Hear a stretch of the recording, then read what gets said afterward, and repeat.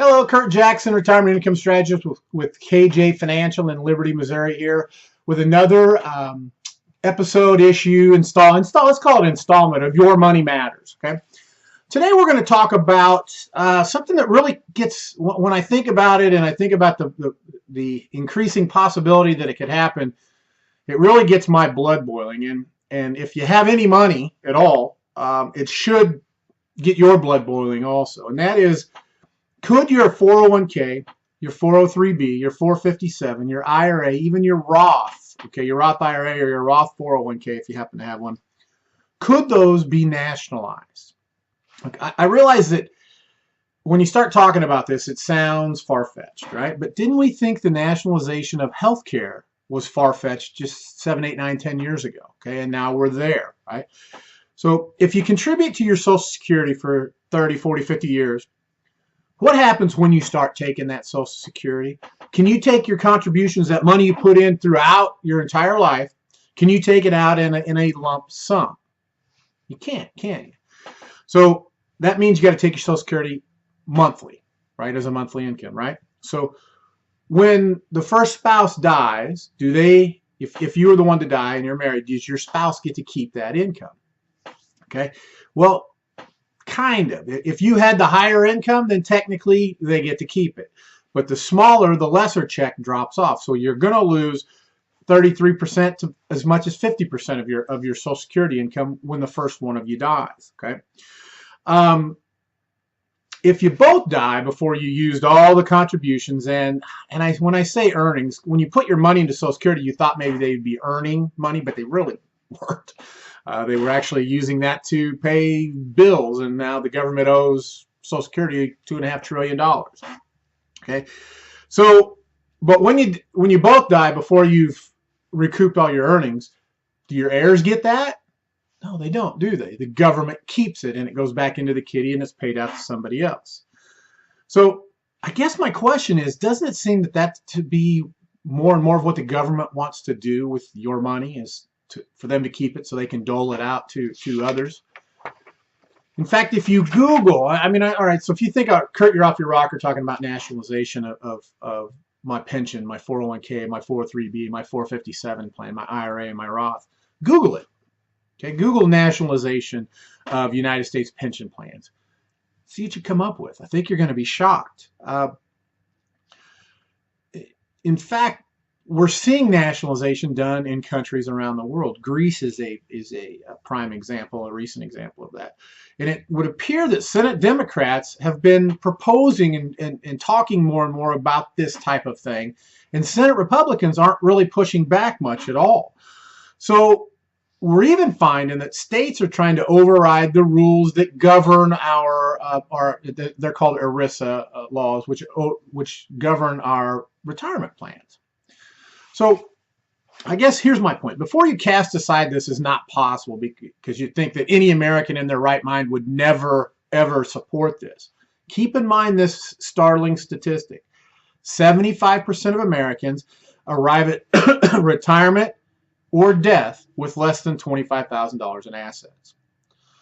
Now, if we have another downturn like we saw in 2000 to 2002, 2007 to 2009, could that percentage go higher and the asset amount be lower? Well, of course it could. So do you have a large pension account? Do you have good, a lot of money in your 401k, your 403b, your 457, your IRA or a Roth? Okay. Do you want to preserve any or all of what you spent your whole life working for? All right. Well, if you do, there are ways to protect that are available today. I don't know if they're going to be available tomorrow. So is it smart to wait, or should you review those types of things to see if there's something that might fit into what you want to do? Okay, so that's the first part I want to talk about, and kind of along with that, let's talk about income and equity. We're hearing a lot more and more about that, and the more we hear about it, is this, I guess my question is this some type of setup for us that we need to be aware of? Federal Reserve Chair Janet Yellen, former Chair Fed Reserve Ben Bernanke, former Fed Chair Alan Greenspan, Secretary of the Treasury Lou, the President, Hillary Clinton, Senator Elizabeth Warren, and there are many, many others are giving speech after speech after speech about income inequality in America. Now, it's not my job to argue for or against the premise, although I do feel that the playing field is tilting against the middle class, the elderly, the young, and minorities of all sorts. What I need to do in this situation is make you aware of it, and then I got to at least provide financial opportunity for these groups to avoid this possibility, all right? So is the government providing early warning signs that they're going to shift wealth from those that have to those that don't have? Okay? Are these speeches and these articles, are they setting the groundwork for the biggest transfer of wealth in history? See, they do that first by establishing how unfair income distribution is in our country. Okay, and again, I do believe income distribution is unfair. However, and this is the elephant in the room, I don't believe we should go after the new middle class. And when I talk about the middle class, I'm defining that as people with, $500,000 to maybe $10 or $15 million who've really done that through saving, working hard and saving their money. Okay. These folks they came by their wealth by saving, living within their means, investing their time and energy in building small businesses. All right. Yet it's in these very people that are going to be punished to take care of the 75% of Americans who arrive at death or retirement with less than $25,000 in assets. See, so you got to ask yourself these questions, right? Will the government let these 75% of people go hungry? Will they let them go without shelter? Will they let them go without health care? Well, you know the answer to that question, and that's no, they're not going to. So where will the government get the money? From taxpayers, okay? So are you working and saving and investing so the number one beneficiary of your efforts is the IRS? Right? See, now, I talk about this a lot in all my writings, my videos, when I'm talking to clients. I don't know it all, and I don't claim to know it all, but I've been very well.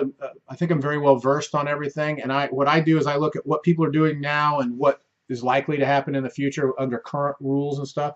And I don't think enough people do that.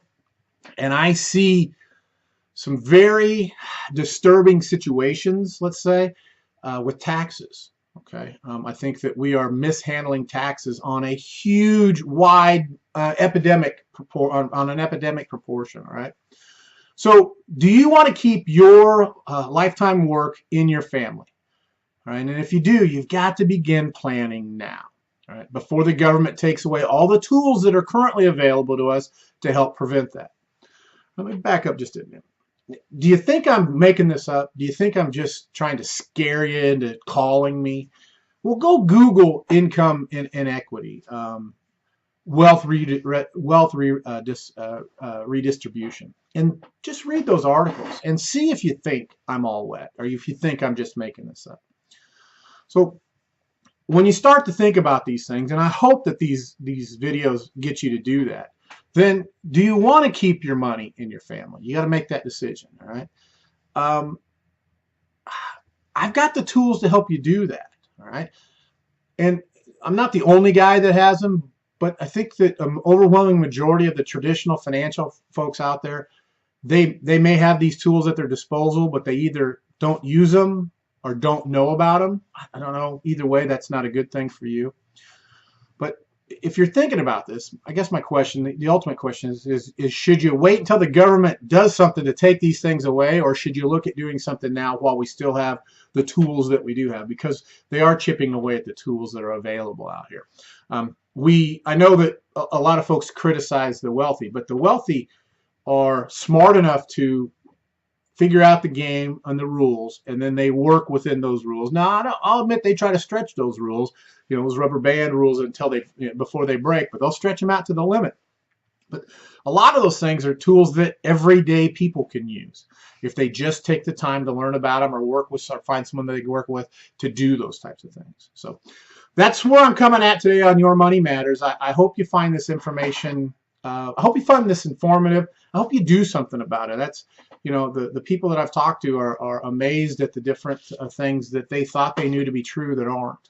Things that we've been taught our entire lives that we think are true but aren't. So if you're interested in finding out more about these things, how they might work for you, how if you don't work, actually what you should probably find out is if you don't make some changes, what's likely to happen. And we've got information along those lines to help you figure that out too. So I hope you enjoyed this. If you do, share the link with a friend, family, anybody you care about that you think should know this information.